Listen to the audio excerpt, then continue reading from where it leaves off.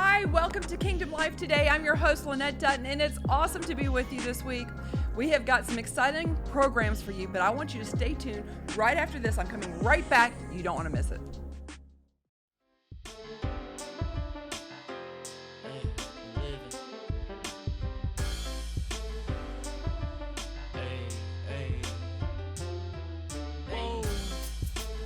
Living the kingdom life. I don't know what they told you, but you know we live in it. We're living the kingdom life. My God keep blessing, yeah, you know that we just chillin', man. Living the kingdom life. You see me blessed, no, I never will be stressed, yeah. We're living the kingdom life. I don't know what they told you, but you know we live in it. Living the kingdom life. My God keep blessing, yeah, you know that we just chillin', man. We're living the kingdom life. You see me blessed, no, I never will be stressed. We're living the kingdom life. I don't know what they told you, but you know we live in it. Hi, welcome to Kingdom Life Today. I'm your host, Lynette Dutton, and it is such a joy to have you guys tune in today. I've got a special treat for you. My good new friend, we've been trying to connect for a while, Dr. Dee Bell-Williams is with us. Hi! Hello! It's so beautiful and awesome to be here with you, Lynette. This is awesome. Thank you. We've been trying to do this, so I'm glad we made it happen today. I know. Super excited. I'm super excited too. So I want you, because I'm going to let you kind of lead this conversation, other than a couple questions I've got written down I want to ask. Tell us a little bit about yourself and what you do in the upstate. Absolutely. So, good evening, everybody, wherever you are in the world. Good morning. I'm Dr. Dee Bell-Williams. I am the owner and founder of Dr. D Unlimited Education Consulting and Company, also known as Dr. D Unlimited. Yay. And I have served in the field of education for this year will be 2 decades, so 20 years in the field of education. Wow, that is awesome. So I'm super excited about the work that I've been able to do in education and the ground that I've laid. I've been a classroom teacher. Yeah. I have been a school assistant principal, a curriculum coordinator, dean of students, and also a college professor. So wow. I have kind of laid a strong foundation. She doesn't know what she's doing at all. I've laid a strong foundation. Very strong. Right. And so in 2018, just through prayer and fasting and, wanting to do something more impactful in the field of education, I decided to step out on my own and create my own consulting firm. So Dr. D Unlimited is a consulting firm that's been building from the ground up since 2018, and I've traveled the world literally. I've trained teachers all over the United States of America, as well as in Africa, Asia, Europe, and the Caribbean. So I have been all over, and that is in person, and thankfully because of technology, also virtually because of the pandemic, of course. But I have again, spent most of my life educating children, parents, as well as other adults who were, of course, going into the field of education. Yeah. So that's been like my framework and what I've done for the last 20 years. Yes. I love it.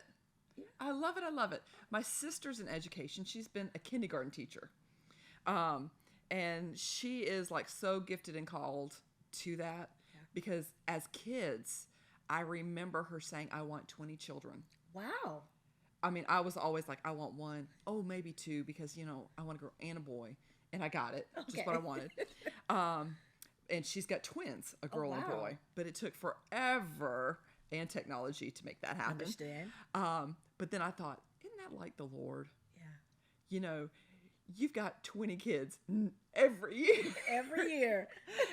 And she's been in education about as long as you have. And so now she's seeing them graduate high school and everything. So it's super cool.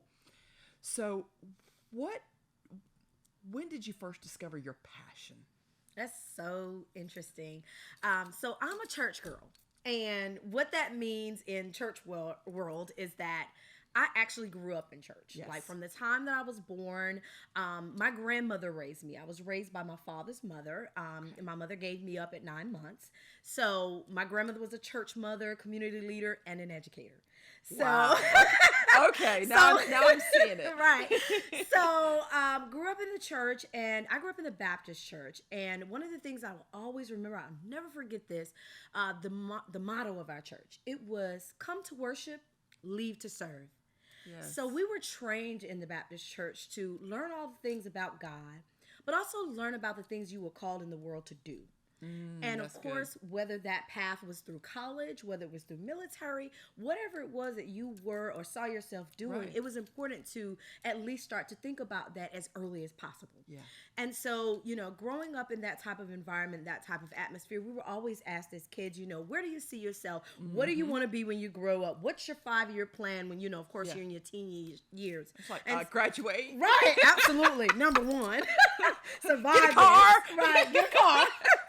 And so, those things were like embedded in me when I was a young girl. And my grandmother, if she was still alive today, unfortunately she passed in 2005, but she would tell you that I used to get in trouble at home for lining up all of my toys. I'm an only child, so I had to find a way to be creative with my time, my playtime.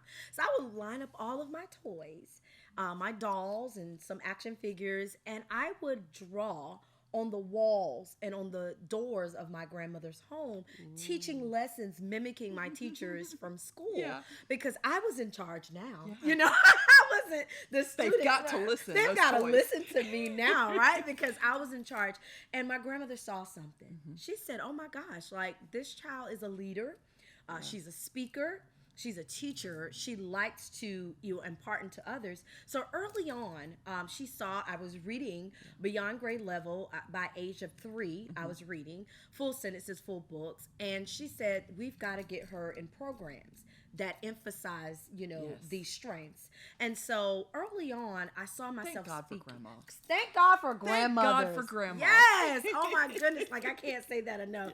I definitely had a praying grandmother, but I had a seeing grandmother. I love it. Someone who saw in me what I didn't yet see in myself, even at that age, but taught me how to put a plan in place, taught me how to speak the things that I wanted to see outside of circumstances. And so that's how I started. I saw myself speaking at a very young age to like large groups of people, large crowds, empowering people from all walks of life. And I did not know what course I would take to get there, but I knew that was my heart's passion to do that. And so when I went to college, I went to a historical Black college and university. And one of the reasons why I chose to go to a historical Black college is because I wanted to know more about like my culture, my background, because I learned a lot in high school and in middle school that my family, my ancestors actually were, transitioned over from Haiti. Okay. And then once I did more history and genealogy with my family alone, I learned how to trace my family back 9 generations from sitting with my grandparents and sitting with her siblings. And, back then, that's what they did. They taught you about who you were and your family. And so, I wanted to go into a college environment that further emphasized that. Yeah. While I was there, that's when I discovered this whole passion as it relates to understanding cultures from all different walks of life. Wow. Even though I went and I studied English language, I also did a minor in Spanish because I had this intriguing desire to understand the Hispanic culture. Believe it or not, years later, I would go and live in China and try to understand their culture, and teaching and learning, all of it just all work together. So this whole global consultancy that I do as a work has been building from the time that I was a youth, even through college, which is with this interest in culture. Yeah. And so taking that path was really what really opened that passion and idea for me to learn about who I was and whose I was and who I was called to. So that's the journey. That's awesome. Yeah. I love it. I love it. Because what you expressed is how God leaves us and gives us cues and clues to our purpose. And even if you are a seer, usually you see in part. Right. Absolutely. So you get a glimpse of this, like teaching in front of a big audience, a glimpse of this. Right.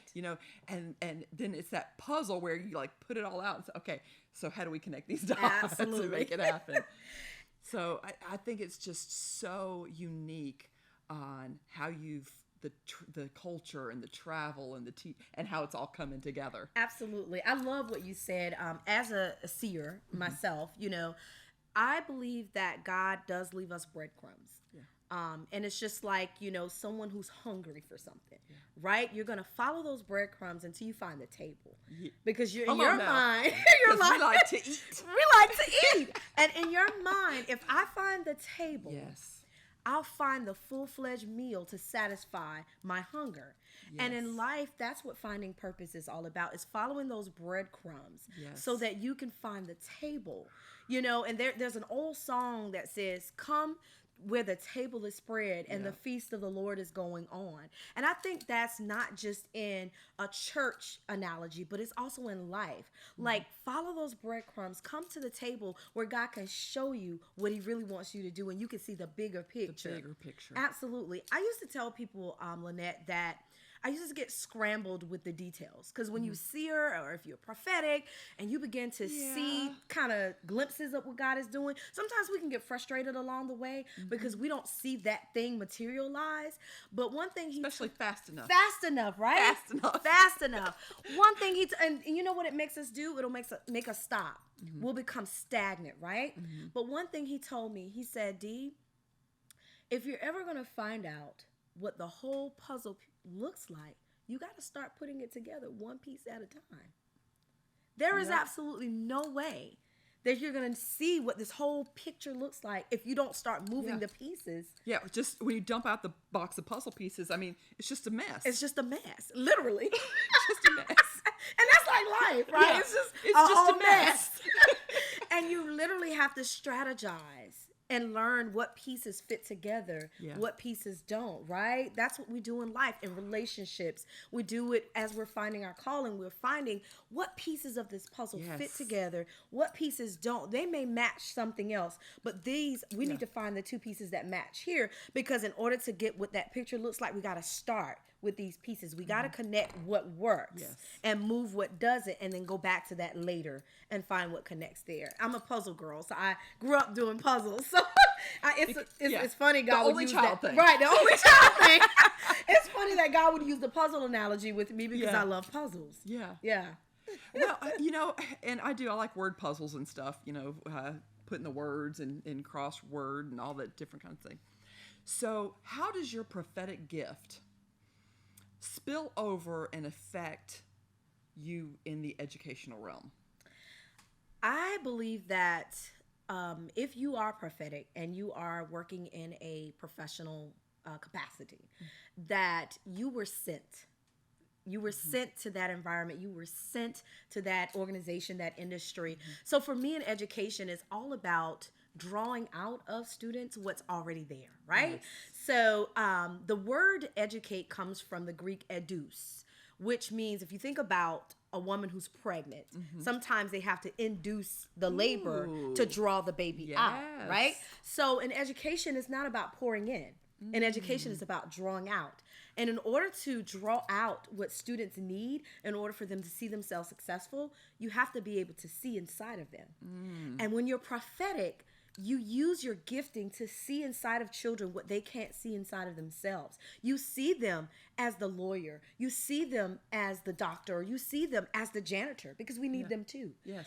You see them as the world traveler. You see them in those perspectives because God has positioned you to see inside of them. Also, prophetically, you're called to make changes in industries.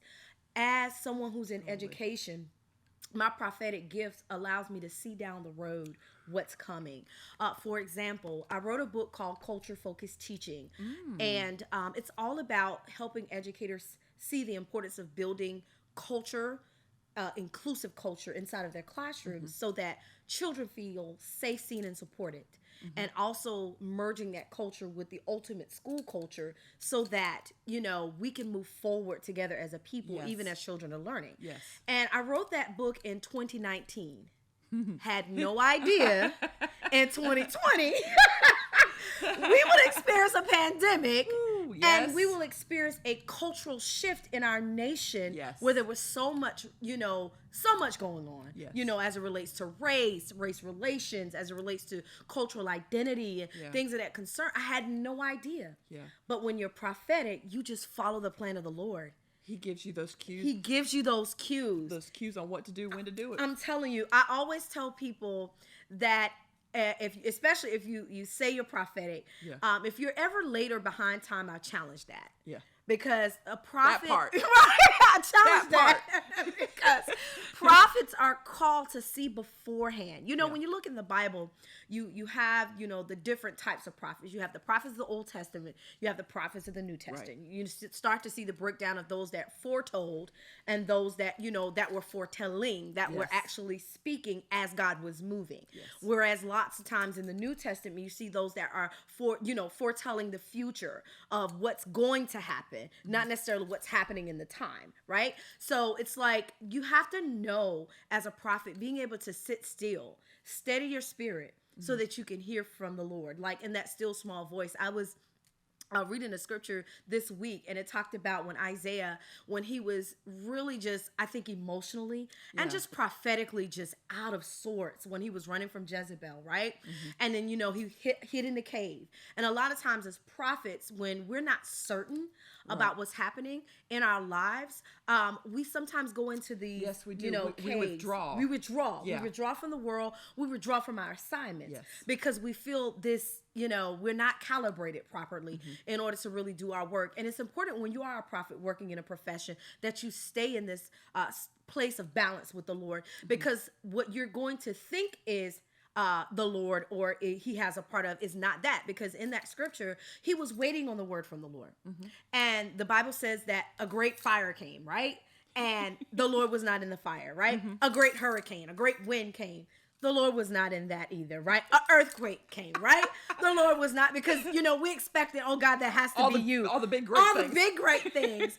And then in the stillness, that is when he heard the Lord. In the stillness. And as a person who works in a profession, in a prophetic, we have to understand that when things are happening, like when COVID happened, and oh my gosh, the Lord is speaking, the Lord, you know, and the Lord was actually in the stillness of the moment rather than in the chaos of the moment. Come on. He was in the stillness. And if we steadied ourselves, we could have seen like what he wants to do or what he it didn't surprise him, but what can we do as the people of God to help the world navigate this space? And as a woman who is a prophet, who's working in the profession of education, I had to still myself and say, Lord, what do you want me to do to help navigate the world who may not know you through this trying time? And so that's why it's so important that if you are prophetic, that if you are someone who believes you're prophetic, you may not have been ordained as yet, you may not have been called a prophet, but there's a knowing, you've had those experiences. It's important to still yourself. And I tell people as a final remark, prophets are more silent than they are speaking. When you observe and study the prophets, especially the prophets of old, they only spoke when necessary. Prophets are great listeners and observers because they have to see things in a picturesque perspective so that they can say exactly what God needs them to say. And a lot of times you will be given prophetic insights through picture, through imagery, through song, through even movies and television, through hearing a word. There's so many different ways that God can speak to you prophetically. And when you're teaching or when you're navigating the finances in a company, if you're the CEO of an organization, if you're an attorney and you're prophetic, it is important to still yourself in the midst of all the chaos so that you can properly navigate how to speak what thus saith the Lord. That's so true. Because, I mean, I even find, like, during times when I just am busy and, like, I'm always running behind and I'm fully booked, that, you know, somebody else say, well, what's God saying? I'm like, give me a minute. Right. And it's like you go to the restroom. Jesus, what is it again that you've been saying? I know there's something there, but my mind's been going like this. You do. And you do. You have to just calm everything down. Yeah. And this happens for prophetic people if you're around, you know, my kids didn't think that they're prophetic, you know. You're around two prophets. Right. It's just prophets usually birth prophets. Yeah. Or if you're around it so much, you learn the language and the flow of it so much. Absolutely. That, you know, because prophets aren't just called to speak and to preach. Right. They're called to pray. Yes.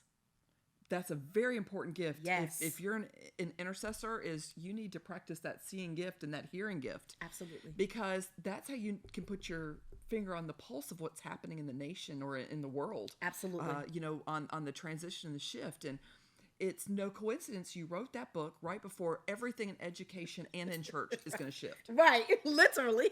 I mean, because I can remember that announcement that President Trump made that week before. Where he's like, okay, we're just going to shut down for 2 weeks. And it was like, I didn't even listen to it for like 3 days. I mean, I heard there was an announcement, but it was like, oh, okay. Right. But we listened to it like that Saturday night, you know, and it was like starting that Monday or something. Right. Things were supposed to shift down. And that Saturday night, we were preaching in North Carolina. We had just moved here. Wow. Like just got furniture delivered. Wow. Did not go grocery shopping or anything yet. And he's here and I'm there. And we're both kind of listening and watching the news Saturday night, early Sunday morning before services. And I said, I'm going to have to go to the grocery store and just put everything in the truck. You get the perishables. I'm going to get the other stuff. Right. And travel with it because everything's shutting down tomorrow. Right. And I can remember the process of taking that information and then it's, okay, first figuring out what it means for the family. Right. And then, okay, what does that mean for the church and the business? And having to break that down and how literally within 2 weeks, everything just came to a halt. And it did not start like it had been yet. Right. So as a teacher and in the prophetic, what are some of the things that you saw that you had to implement and get creative in that will help us even further? Because God gave us technology for a reason. Absolutely. Why weren't we using it before? Absolutely. And I know you do a lot of using it. So talk to us about it. I think sometimes, even as believers, we get very comfortable. Yeah. We get comfortable with the norm. And the Bible is so picturesque of life from the beginning to the end. Every time, God gave us blessings, we got comfortable. Yeah. In every generation. Every single time. Every time. And he had to come and shake things up and allow things to be shaken up. Because I don't want anybody to walk away thinking that God caused the pandemic or God causes, different things. But what will happen is He'll use it. He'll use it. Yeah. And I mean, we live in a fallen world. We live in a place that is not perfect. So those things are going to happen. So it's not the first pandemic we've ever had, but it's the first of our generation. Yeah. And so I think we got comfortable with just the use of technology being the base. Yeah. And not fun, we may have to use it on the job. It's not required. Yeah, especially, some people who just would not, they were in a culture lag on purpose and they were like, I'm just not going to do it. And they were forced to do it. I remember honestly, and it's a sad joke, but, I remember even some churches and preachers were like, technology is the devil and it's causing too much distraction. And then in 2020, they had to put never stream a service. I'll never stream a service. And 2020, well, praise the Lord, saints. Is everybody on? Yes, I see you following. Yes, put your clapping hands emojis. I'm like, so you. So it was hilarious to see that. But I believe that God allowed that to happen. One, to show he's always in control. Yeah. And even the church, you don't have it all together. Professionals, you don't have it all together. Yeah. There is still more that you can do. Yeah. And there's a generation coming, that Gen Z generation and on behind, that they actually now are starting to become our leaders. Because they're like the I would say the earlier Gen Zs are like 24. So, well, who did some of those older pastors and older business leaders turn to say, I need somebody to turn this Facebook thing on? Absolutely. Can you show me how to share it and tag somebody? Absolutely. They had to lean on that. They had to lean on that. And what I believe it did was wake up that generation. Because what I started to see a trend of them becoming very lethargic towards church and ministry. They were like, I don't understand why things are done this way. This is old. This is not working. It's not effective. Right. And I'm honestly with them. I was like, something about this is tired. Like, like something has to change, right? So in order for us those of us that have been in the trenches in ministry and in our professions, even prophetically for a while, we have to understand that God is always changing his methods. Though he's the same yesterday, today, forever, his methodology is always changing. And we have to be okay as believers and just following, the way that God has outlined. And in this, during the pandemic, what we're doing now is seeing that we have to be more acclimated to technology. We have to be open to understanding new things. We have to educate ourselves. There's so many different online programs that are teaching about how to do Google Classrooms now, how to do Reels and TikTok. Marketing. There's all kinds of programs everything is happening now because, we are moving in a straight technologically driven world. We are able to talk to people 12, 15, 17 hours away on the other side of the world because of technology. We're able to minister to people right now on this show because of technology to 170 odd nations on this globe because of technology. Our young people need to see that the tools that they grew up with, because remember, they were born into the internet generation. That's right. So this is a part of their livelihood. This is a part of their lifestyle. And they want to be able to see it be in effect, even in their faith.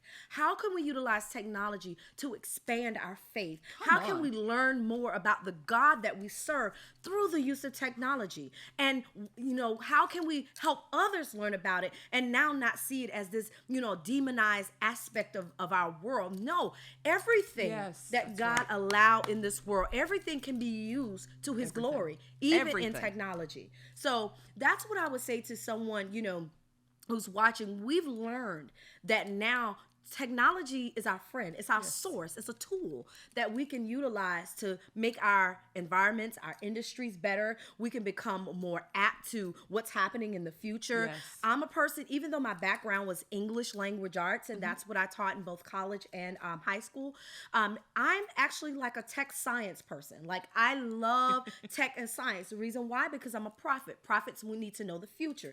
Tech and science is what always leads on the us. cutting edge. It's always on the cutting edge of the future. So it's important to know that, yes, these are worldly, this is worldly, I would say, knowledge. It is worldly knowledge, but God can give you the deeper revelation within that knowledge. Because guess what? Science is in the Bible. Technology is in the Bible. All of these different things are in the Bible. That's right. So we are, as believers, able to utilize this in order to become better believers, in order for our light to really shine. Yes. Like I was telling you, even off camera, we were born to shine. If you are a believer, you were born again to shine. Right? Because we're born again. That's how you become a believer. You're born again. And God said, you are a light. A light. You are supposed to be on a hill shining for all to see. He didn't make you a light hidden to put you in a handbasket and cover you under the table. No. You were meant to be seen. Shine, baby. Shine. And technology makes you seen. You're able to be seen to spread the gospel, even through your various industries. So embrace technology. Embrace where we're going. God is still here. He's not forgotten about us. He's not allowed the pandemic to take over our lives. God is still, and if you are still here, there is purpose in you being here. So embrace where we're going. Hold on to the horns of the altar, like we used to say in the old school, because God is taking us on a ride. And guess what? He's the best person to be on a ride with, because he's not going to fail you at all. He's not going to fail you. He's not. Not at all. This has been an amazing show. Thank you so much for being on with me today, Dr. D. Time flies when you're having fun. Listen, it does. I want you to connect with Dr. Dee Bell-Williams. All the information's below. Dr. D Unlimited. She is an amazing resource, not just in education, but in life. And I love you guys, and you know that living the kingdom life is the best life. We're living the kingdom life. I don't know what they told you, but you know we live in it.